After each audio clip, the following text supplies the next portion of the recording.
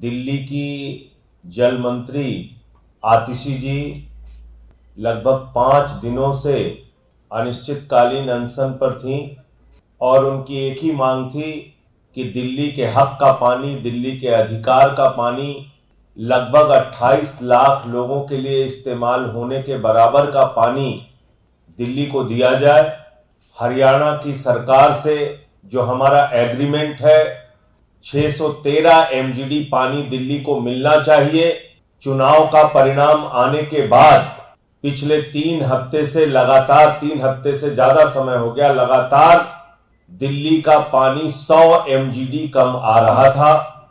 इसको लेके उन्होंने अपना ये अनिश्चितकालीन अनशन शुरू किया था।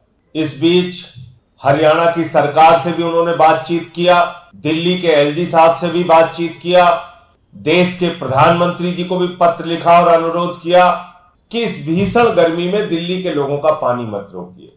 जो हमारे हक का पानी है, हम हरियाणा के भाइयों का पानी नहीं मांग रहे हैं, हम दिल्ली के हक का पानी मांग रहे हैं। जो हमारे लिए निर्धारित कोटा है उतना पानी हमें दिया जाए।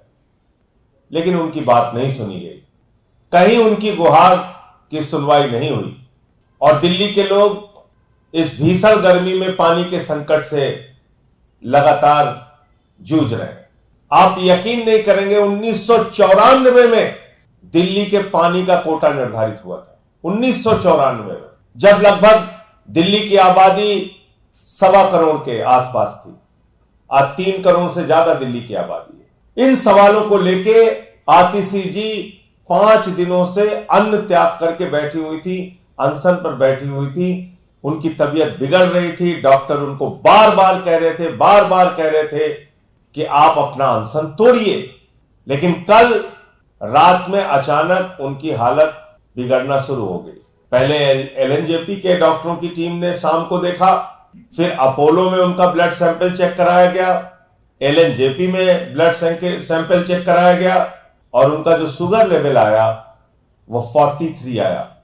उसी समय रात में एलएनजेपी के डॉक्टरों को फिर बताया गया, मैं करीब 1:30 बजे के आसपास पहुंचा वहां पे भोगल के अनशन स्थल पे, और हमने बताया कि अभी ब्लड शुगर का जो लेवल है वो 43 है। डॉक्टरों ने बार बार कहा अब आप इनका तुरंत चेक करते रहिए, ब्लड शुगर कितना है इस वक्त, कितना है। तो 1-2 बार वहां फिर चेक हुआ। अंतिम जो ब्लड शुगर रिपोर्ट आई वो 36 आई, 36 जो ग्लूकोमीटर में चेक किया गया।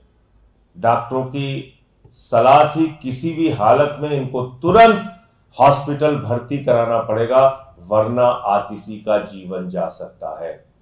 उनके साथ कोई बड़ी घटना हो सकती है, उनका जीवन जा सकता है। फिर हम सारे लोगों ने, पार्टी के लोगों ने आपस में बातचीत किया और रात को लगभग 3:30 पौने 4 बजे के आसपास उनको एलएनजेपी में एडमिट कराया गया और आईसीयू में उनको भर्ती किया गया। आतिशी जी अभी भी एलएनजेपी के आईसीयू में भर्ती हैं। रात में जब गई तो उनकी स्थिति ठीक नहीं थी, उनकी सारी जांच चल रही है।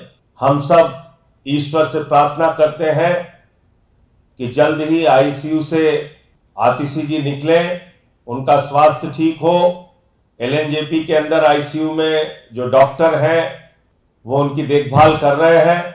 और आज हम लोग भारत के प्रधानमंत्री को भी चिट्ठी लिख रहे हैं, उनसे भी अनुरोध कर रहे हैं कि आप दिल्ली के हक का पानी दिलवाइए, जो हमारा अधिकार है वो पानी दिलवाइए।